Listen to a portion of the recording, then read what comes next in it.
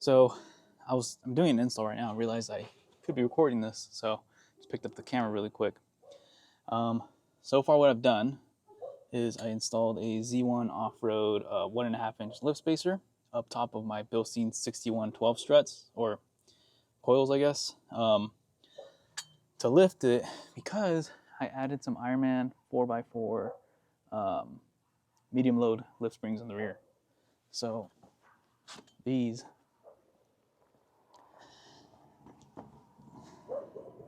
are lifting it now 2 inches, and they could hold up to 660 pounds before they really start sagging.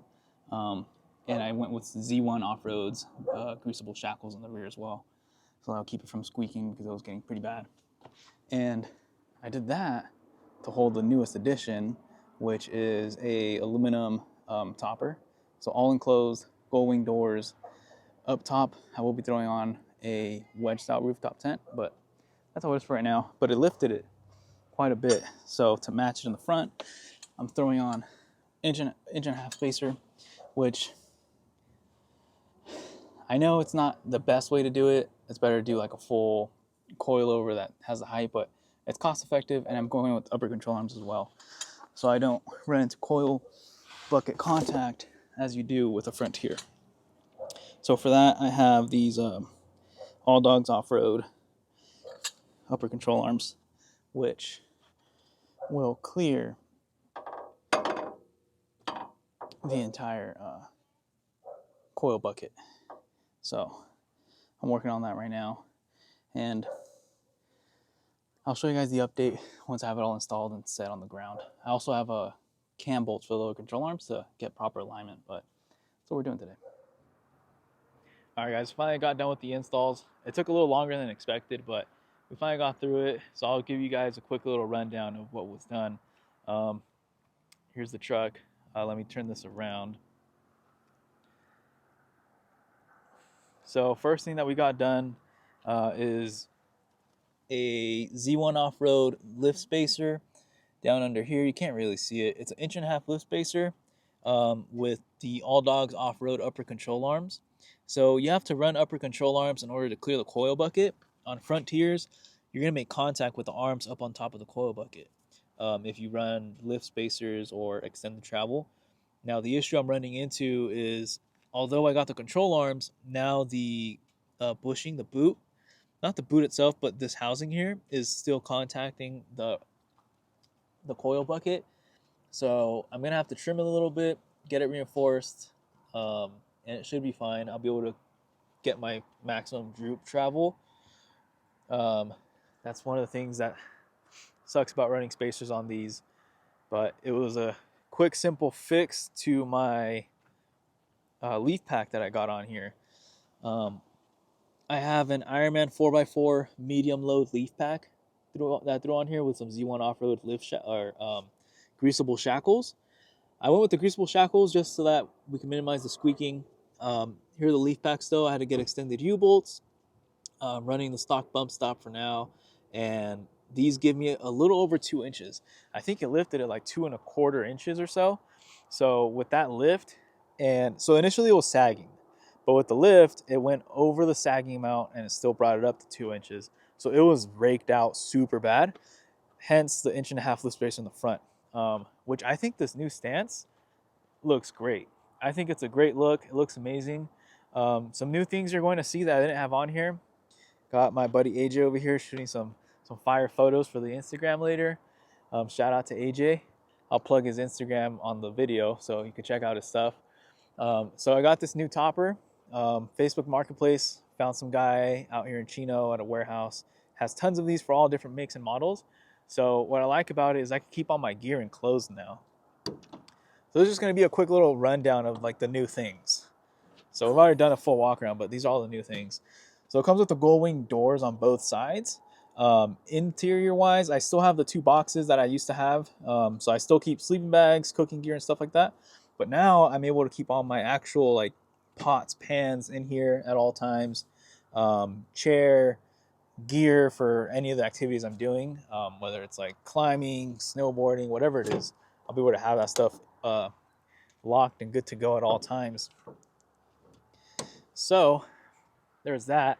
And the most recent addition is this new rooftop tent.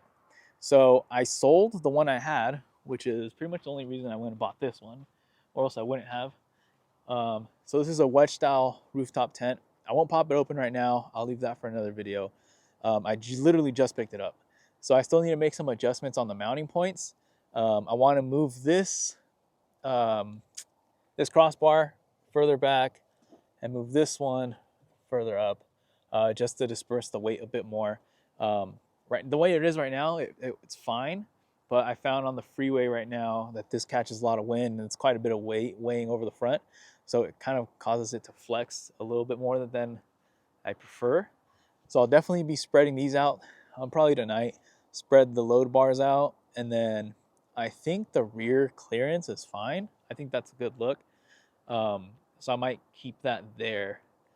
So definitely spraying out the crossbar should help with the amount of vibration I'm getting on the front end. But as far as updates, that's pretty much it. That's been the main things that I just got done to it. Now the rear leaf packs, I had to do those because I was sagging after I got the topper. The topper's 200 pounds. Like I said, it's 200 pounds. So I was sagging quite a bit back there and I needed a solution. So I went with some medium weight leaf packs. So they provide about 2 inches of lift. I think I got more to like 2 1/4, 2.5 inches of lift. And then they're good for up to 660 pounds. So right now I have 200 plus like 130. That's 330. Gear in the back. I think right now I'm probably sitting at 380 pounds of stuff on the rear, and it's squatted maybe like half inch, if that. Now that's not even like loaded down with bikes, bike rack. Throwing on the bike rack and 2 bikes on there, that's another 90 pounds or so. And it'll still be level. So right now the front is about an inch lower than the rear still. And that's intentional, just so that when I do weigh it down and it does squat a little bit, it'll still be level. And like I said, I think it's a good look. I'm happy with the results. I'm just trying to figure out the little kinks here and there. Since I did do a lift spacer, I now have to get an extended bushing for the lower control arm. That way I don't destroy my Bilsteins in the front when it compresses. So I actually got here today, so I'll be throwing that on there. Super simple, it's just 1 bolt. And aside from that, I just need to figure out that droop travel situation.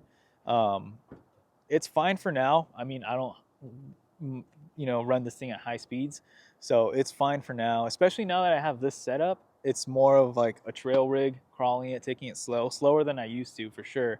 So that'll definitely change the way I drive on the trail. So that'll be interesting to get used to and see. But yeah, there's the update, you guys. I hope you guys liked it. Hopefully soon I can get out on some trails. I started a master's program for school, so I'm getting my master's in teaching credential.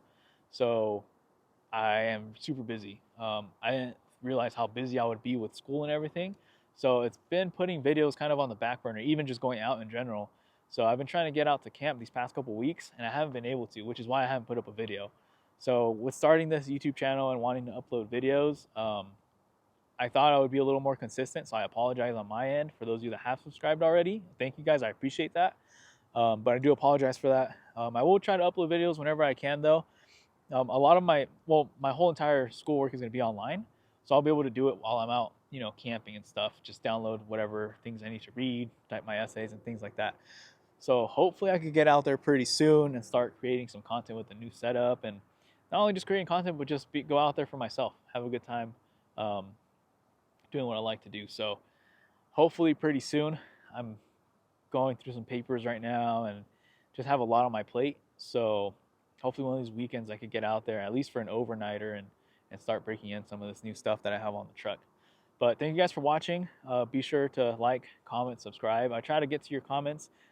We're a small channel still, so I am responding to your comments as best as I can. And if you have any questions, let me know. I know not a lot of people build these Nissans, and I'm kind of going through trial and error, piecing these parts together.